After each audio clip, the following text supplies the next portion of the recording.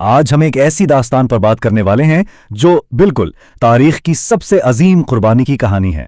یہ کوئی عام رسمی عبادت کی بات نہیں ہو رہی، ہم اس وضاحت میں قربانی کے اصل گہرے روحانی پس منظر کو سمجھیں گے۔ ایمان اور اطاعت کی ایک ایسی مثال جہاں محبت اور فرض کا ایک بہت ہی بڑا امتحان لیا گیا۔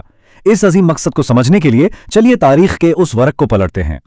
اب ایک بہت گہرا سوال ہمارے ذہن میں آتا ہے، دنیا میں اپنی سب سے پیاری، سب سے عزیز چیز کو قربان کرنے کا آخر مطلب کیا ہوتا ہے؟ آج کی اس گفتگو میں ہم اس عظیم امتحان کی پرت در پرت تفصیل جانیں گے، ایک ایسی آزمائش جہاں دنیا کا ہر لگاؤ خدا کے آگے بالکل ہیچ ہو گیا۔ یہ داستان مکمل یقین اور ثبات قدمی کی ہے۔ تو چلیے ذرا اس کہانی کے آغاز کی طرف چلتے ہیں۔ یہ سب اچانک سے نہیں ہو گیا تھا۔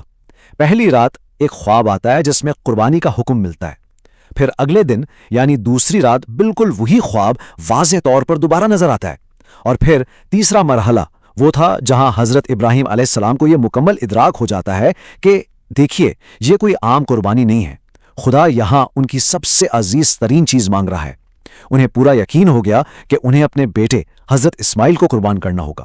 سوچئے ذرا، یہ فیصلہ کسی بھی عام انسان کی سمجھ سے باہر ہے نا، لیکن یہاں خالق اور مخلوق کے درمیان اس بے مثال رابطے کی بات تھی۔ اگر آج کے دور کی بات کی جائے تو عام طور پر ہم انسان خدا کی رضا کے لیے اپنی چھوٹی چھوٹی معمولی سی عادتیں چھوڑنے کو تیار نہیں ہوتے۔ مثال کے طور پر غصہ کرنا، جھوٹ بولنا یا اور کوئی بری عادت۔ انسان ان چیزوں سے اس قدر جڑا ہوا ہے، لیکن دوسری طرف ذرا حضرت ابراہیم کو دیکھیے، انہوں نے اپنے خالق کو راضی کرنے کے لیے اپنے اکلوتے اور انتہائی پیارے بیٹے کی قربانی دینے میں ایک لمحے کی بھی ہچکچاہٹ محسوس نہیں کی۔ واقعی یہ فرق ہمیں بہت کچھ سوچنے پر مجبور کر دیتا ہے۔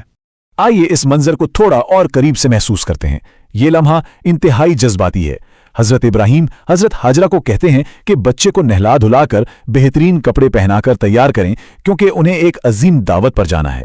ایک ماں جو اصل حقیقت سے بالکل بے خبر ہے، اپنے حسین بچے کو بے پناہ پیار سے سنوارتی ہے، اور ٹھیک اسی وقت ایک باپ چپکے سے اپنے بازو کے نیچے ایک چھری اور رسی چھپا لیتا ہے۔ اس سفر کی اصل بھاری قیمت کیا تھی، اس کا اندازہ صرف اس باپ کو تھا جو اس وقت اپنے چھوٹے سے بیٹے کی انگلی تھامے آگے بڑھ رہا تھا۔ اب اس سفر کا ایک بے حد حیران کن پہلو دیکھیے۔ شیطان یہاں چپ نہیں بیٹھا، وہ رکاوٹ بننے کی پوری کوشش کرتا ہے۔ وہ ایک بزرگ کے بھیس میں حضرت ہاجرہ کے پاس آتا ہے اور انہیں گھبراہٹ میں ڈالنے کی کوشش کرتا ہے کہ تمہارا شوہر تمہارے بچے کو ذبح کرنے لے گیا ہے۔ شیطان کی امید تھی کہ ماں کی ممتا جوش میں آئے گی اور وہ رونے دھونے لگے گی، لیکن حضرت ہاجرہ کی ثبات قدمی تو دیکھیے۔ ان کا جواب تھا کہ اگر یہ میرے اللہ کا حکم ہے تو میں ایسے ہزاروں اسماعیل خدا کی راہ میں قربان کرنے کو تیار ہوں۔ بس ان کے اس ایک جملے اور پختہ یقین نے شیطان کی ہر سازش کو وہیں ڈھیر کر دیا۔ اور یہ وسوسے یہی نہیں رکے۔ اس پورے سفر کے دوران شیطان نے بار بار خیالات بھٹکانے کی کوشش کی، کبھی ماں کے پاس، کبھی بچے کے پاس، تو کبھی باپ کے پاس، لیکن ہر بار اس عظیم خاندان نے شیطان کو کنکریاں مار کر پیچھے ہٹایا۔ اصل میں یہ کنکریاں مارنا یہ صرف ایک عملی قدم نہیں تھا، بلکہ دنیاوی مفاد اور شیطانی وسوسوں کو روحانی طور پر سختی سے رد کرنے کا اظہار تھا، ایک مکمل انکار۔ اور یہ انکار اتنا عظیم تھا کہ آج تک صدیوں بعد بھی حج کے عظیم ترین روحانی سفر میں اس عمل کو پوری عقیدت سے دہرایا جاتا ہے۔ خیر، یہ آزمائش ایک بہت اہم بات سکھاتی ہے کہ شیطان انسان کو بھڑکانے کا کوئی موقع نہیں چھوڑتا۔ تاریخ میں امام احمد بن حنبل کا واقعہ اس کی بہترین مثال پیش کرتا ہے۔ اپنے آخری وقت میں موت کے بستر پر وہ مسلسل کہہ رہے تھے، ابھی نہیں، ابھی نہیں۔ بعد میں پتہ چلا کہ شیطان ان کے سرہانے کھڑا یہ وسوسہ ڈال رہا تھا کہ تم میرے جال سے بچ نکلے ہو، لیکن امام اس چال کو سمجھ گئے تھے۔ وہ جانتے تھے کہ آخری سانس تک انسان آزمائش میں ہوتا ہے، جب تک جان میں جان ہے آزمائش پوری طرح ختم نہیں ہوتی۔ واپس اس کہانی کی طرف آتے ہیں۔ جب باپ اور بیٹا پہاڑی کے قریب پہنچتے ہیں تو ایک بڑا ہی اہم مقام آتا ہے۔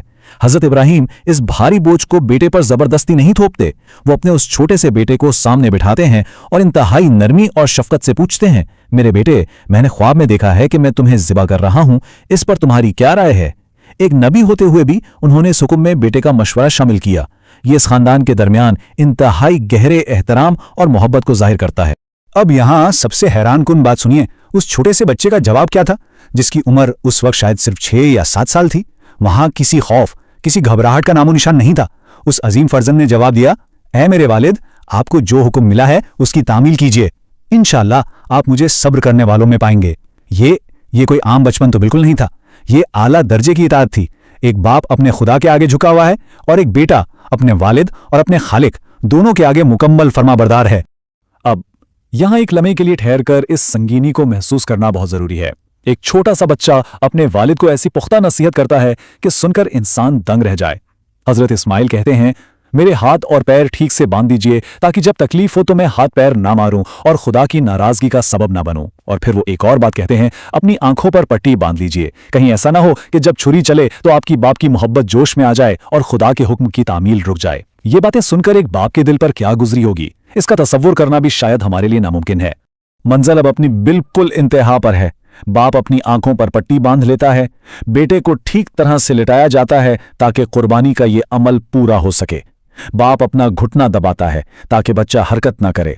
छुरी निकाली जाती है। ये तारीख का वो लम्हा था जहां फिजा में मुकम्मल सन्नाटा छा गया था। मोहब्बत और ईमान की जंग अपने उरूज पर थी। गर्दन पर छुरी चलने वाली थी और बाप ने मुकम्मल इताअत के जज्बे के साथ हाथ आगे बढ़ाया।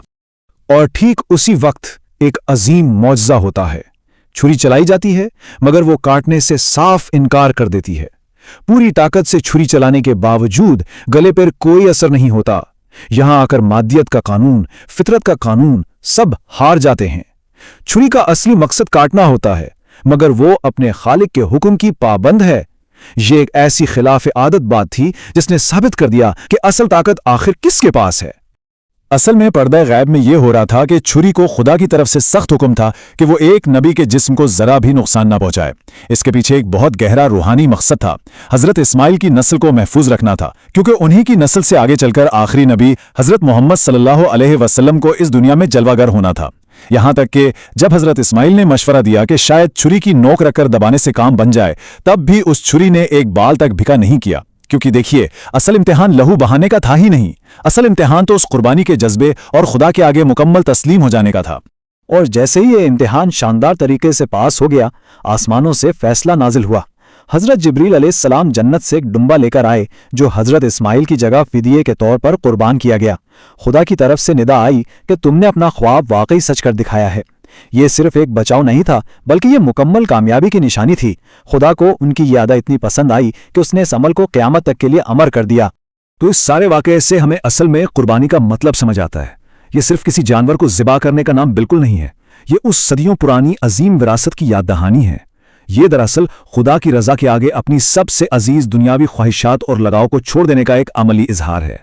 आज जो कुर्बानी का अमल दुनिया भर में दोहराया जाता है, वो ठीक उसी उसूल को ताज़ा करने के लिए है जो इस अज़मुदा और अजीम खानदान ने कायम किया था। आज की इस वजाहत को ख़त्म करते हुए एक बेहद अहम सवाल हमारे जहन में छूट जाता है।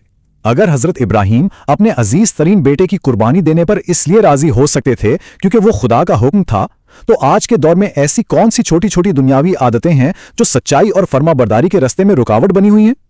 वो कौन से लगाव हैं जिनकी कुर्बानी देना आज बहुत मुश्किल लगता है? इस गहरे सवाल के और सोचो विचार के साथ आज की इस गुफ्तगू को यहीं खत्म करते हैं। उम्मीद है इस अजीम दास्तान ने किसी न किसी सतह पर नए जावियों से सोचने पर मजबूर जरूर किया होगा।